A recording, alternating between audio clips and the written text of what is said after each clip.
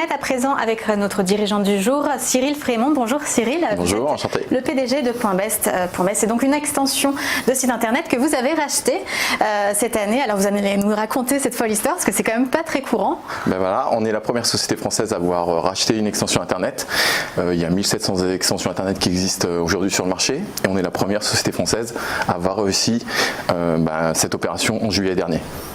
Et alors, pourquoi racheter une extension? Quelle est la réflexion économique derrière? Alors en fait, le modèle économique d'une extension, c'est qu'on touche nous des fees sur chaque vente de domaine en .best, comme le .com. Le .com par exemple, il y a 150 millions à peu près de .com dans le monde entier et ça rapporte $1 milliard aujourd'hui par exemple au propriétaire du .com qui est VeriSign. Et alors .best, quel est son intérêt par rapport à .com ou à d'autres extensions? Alors l'avantage principal du .best par rapport au .com, c'est que sur les recherches qui concernent le meilleur, donc le best, quand vous allez en vacances par exemple, vous recherchez souvent le meilleur hôtel ou le meilleur restaurant. Donc dans Google, vous allez taper Best Hotel ou Best Restaurant, même pour les étrangers qui viennent à Paris. Et donc ça vous aide, ça vous favorise dans l'algorithme de Google sur les recherches qui sont liées au best. Et alors comment on rachète une extension? Comment ça se passe? Parce que à qui on l'achète d'ailleurs? Alors il faut savoir que les extensions sont gérées par un organisme qui s'appelle l'ICANN, donc qui est une sorte d'ONU de l'internet et qui régule l'ensemble des extensions. En 2012, l'ICANN a créé un programme qui s'appelle NGTLD, donc pour New Generic Top Level Domain, et plusieurs sociétés ont candidaté pour déposer des termes, dont le .best, dont le .cheap, le .app, par exemple Google avait déposé le .app. Et ensuite, il y a 300 sociétés maintenant simplement dans le monde entier qui se partagent le gâteau, puisque seules 300 sociétés possèdent une extension internet, dont nous, Google, Amazon et d'autres grands acteurs du marché de l'internet. Et alors, à quoi ça sert exactement? Quel est l'objectif derrière la possession de cette extension? Alors il y a deux business models. Il y a des gens qui exécutent le business model, donc ce qu'on appelle de registry, qui revendent des noms de domaine, donc à travers des revendeurs comme OVH par exemple en France. On a nous 100 revendeurs dans le monde entier qui revendent de l'extension .best aujourd'hui à des utilisateurs. Et ça c'est un business qui est déjà rentable ou pas? C'est déjà rentable. On a dépassé cette semaine les 5000 ventes et notre objectif c'est 100 000 nom de domaine en .best sur cette année. Et puis la raison aussi pour laquelle on a acheté le .best, c'est parce que on veut créer un véritable usage au .best et on va créer le premier réseau social associé à une extension internet et le premier réseau social notamment qui sera rémunéré. Et la raison principale pour laquelle on a acheté le .best, c'est parce que on va pas simplement créer un réseau social qui est rémunéré, mais un réseau social décentralisé. Si vous prenez par exemple Facebook, Facebook c'est un modèle centralisé où vous avez votre compte facebook.com/aude ou votre nom, alors que nous en fait plutôt que de vous donner un compte internet, on va vous donner un véritable site internet. Donc c'est la différence, c'est qu'on va vous donner un site en .best. La raison principale pour laquelle on a acheté notamment cette extension, c'est pour vous donner en tant qu'utilisateur un site internet sur lequel on va retrouver vos données. L'avantage principal de tout ça, c'est que vous allez être le propriétaire de vos données, donc on n'a plus de problème de data privacy comme Facebook par exemple a rencontré récemment, et vous allez être aussi surtout le responsable de vos données. À partir du moment où vous êtes le propriétaire de vos données, vous devenez aussi le responsable, et donc on entend lutter également contre les faux avis ou les fausses contributions qu'on peut retrouver aujourd'hui sur les réseaux sociaux. Et alors rémunéré, comment on est rémunéré avec Alors c'est la particularité, c'est que on est en train d'entrer dans une nouvelle ère, on va dire au niveau des réseaux sociaux. Si vous prenez par exemple Quora.com qui est un réseau social de questions, Quora a commencé à rémunérer ses utilisateurs ou ses contributeurs, et donc on veut faire la même chose. C'est un réseau social qui s'appelle The.best qui est basé sur les avis, et donc plus vous déposez d'avis et plus vos avis sont vus et plus vous gagnez d'argent. Donc on va en fait partager une partie des gains de la publicité avec nos utilisateurs, un peu comme YouTube. On veut être le YouTube de la review de l'avis. Donc ça demande quand même un nombre d'utilisateurs conséquent. Est-ce que vous l'avez déjà atteint aujourd'hui? Non, puisqu'en fait on vient d'annoncer le lancement du réseau social au NemsCon à Las Vegas. Donc moi je reviens de Las Vegas justement où on a ouvert le réseau social. Les préinscriptions sont ouvertes.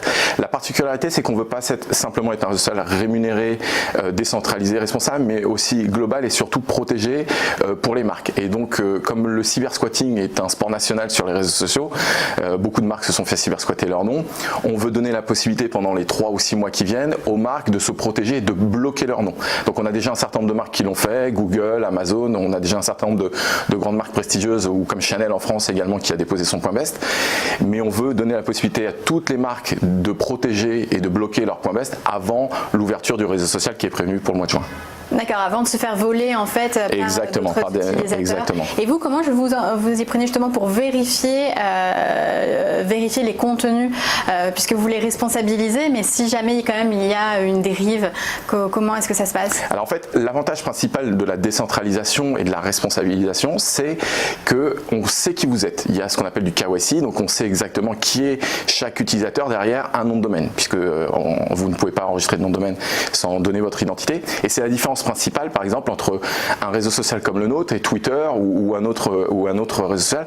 Je vais prendre une phrase qu'avait tweeté Mounir Majoubi récemment. Il disait en fait, le problème quand je vais sur Twitter, c'est que j'ai l'impression de rentrer dans un bus où tout le monde peut m'insulter d'une façon anonyme. Et lui disait, il faut reciviliser Internet. Et moi je pense le contraire, c'est-à-dire qu'il ne faut pas reciviliser Internet, il faut responsabiliser Internet. Il faut commencer par responsabiliser les gens. Et la seule façon de le faire, c'est d'être sur un modèle décentralisé où on sait qui vous êtes et on vous donne la propriété de vos données, mais aussi la responsabilité de vos données. Par contre, au niveau de la modération, on n'interviendra jamais, c'est-à-dire qu'on n'a pas le droit, nous, d'intervenir, bien sûr, sans décision de justice, s'il y a des dérives qui sont constatées sur un site. C'est-à-dire que les commentaires que je poste, par exemple, sur un hôtel, sur un restaurant, ne sont pas anonymes. Il y a mon nom. Exactement. Et on sait qui vous êtes. Vous pouvez même choisir votre propre nom. Donc, vous pouvez avoir autre.best et sur lequel vous déposez vos avis. Mais on sait qui vous êtes identifié. Et s'il y a une dérive ou si vous postez des faux avis, par exemple, tel établissement peut vous attaquer directement. Et alors comment on développe la notoriété d'un réseau social? Comment on s'y prend? Alors il y a deux aspects. D'abord, en fait, ce qu'on dit chez nous, c'est un peu notre tagline, c'est content is king et share is queen. Et donc en fait, à l'instar d'un réseau social classique où on essaie de créer une notoriété sur un nom, nous on part du principe que c'est nos utilisateurs qui vont nous aider par le partage de leurs reviews à gagner cette notoriété-là. Et donc le trafic doit venir de nos utilisateurs. Pourquoi? Parce qu'aujourd'hui il y a 1 million de nouveaux utilisateurs sur les réseaux sociaux. Chaque utilisateur a déjà au moins en moyenne 7 à 8 comptes sur les réseaux sociaux. Et donc le trafic existe déjà. Vous avez un compte Facebook, vous avez un compte Twitter, un compte Instagram. La seule chose, c'est ce qu'on vous dit, c'est créer des reviews sur notre application et ensuite partagez-la sur vos réseaux sociaux. C'est comme ça qu'on entend créer notre notoriété. Et bien sûr, on a aussi une app qui s'appelle The.best qui est disponible en téléchargement et sur lequel les gens en fait pourront créer des reviews très facilement. Et alors, vos projets pour 2019, donc l'application qui va sortir en juin, en France? Dans le monde entier, d'abord aux États-Unis, ensuite en Europe et ensuite en Chine. Une des particularités également du réseau social, c'est qu'on veut être le premier réseau social mondial. Facebook, c'est 40 milliards de dollars de chiffre d'affaires aujourd'hui, c'est fabuleux, mais c'est 40 milliards de dollars avec 60% d'Internet. 40% d'Internet, c'est la Chine. Or, le problème de Facebook, et notamment de la data, c'est que comme les données sont centralisées, hébergées aux États-Unis, le gouvernement chinois n'autorise pas Facebook à être en Chine. Pareil pour Google, pareil pour YouTube. Eric Schmidt, par exemple, le chairman de Google a dit récemment que la plus grande erreur qu'a fait Google, c'est de quitter la Chine. Et aujourd'hui, les majors font tout pour essayer de s'installer en Chine. Mais c'est très compliqué pour des problèmes justement de data privacy. La particularité de notre réseau social, c'est comme il est décentralisé, on peut héberger les données des Chinois en Chine, les données des Américains aux États-Unis. Donc on n'a plus cette problématique-là. Et donc on est autorisé à aller en Chine. En tout cas, en ce moment, on est en train de passer l'accréditation avec ce qu'on appelle le MIT chinois pour être le premier réseau social mondial. Donc ça, c'est plutôt une bonne nouvelle. Et une dernière question sur vous, parce que on ne rajoute pas une extension, on ne crée pas un réseau social du jour au lendemain. Qu'est-ce que vous faisiez avant? Est-ce que vous étiez déjà dans le domaine d'Internet? Alors moi, je suis né en 96 dans l'Internet, dans la Silicon Valley, donc j'ai commencé par créer des sites pour quelques grandes marques comme Victoria's Secret ou Fruit of the Loom. Ensuite, j'ai créé 2 autres sociétés en France, et notamment une société qui s'appelle SideTrade, que j'ai introduit en bourse dans les années 2000.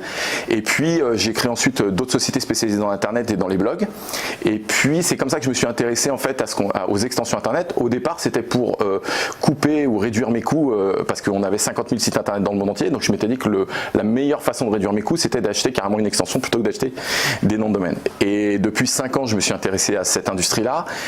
Et j'ai mis 5 ans à faire l'acquisition du .best. Et ça fait surtout 2 ans en parallèle qu'on travaille sur la création du réseau social puisqu'on n'a pas inventé le réseau social en 6 mois. Et Point Best, vous l'avez financé comment? Parce que c'est quand même un gros investissement. C'est un énorme investissement. Je vais vous donner 2-3 chiffres. Par exemple, une extension qui s'appelle le Point Web avait été acquis sans aucun business associé, juste le droit d'utilisation pour 135 millions de dollars il y a moins de 2 ans. Et un des acteurs majeurs qui s'appelle Donuts aux États-Unis vient d'être acquis il y a quelques semaines par un fonds d'investissement américain qui s'appelle Abry Partners pour plusieurs milliards de dollars. Donc c'est ça dont on parle. Et on n'a pas fait l'opération tout seul, on l'a fait avec des investisseurs privés en France qui nous ont aidés. Et puis avec la BPI qui nous a soutenus et qui nous a permis de faire cette acquisition, puisque la BPI nous a accompagnés dans l'acquisition. Merci beaucoup Cyril Frémont, The Best, à télécharger en juin, c'est ça? Merci beaucoup. Merci, on se retrouve tout de suite.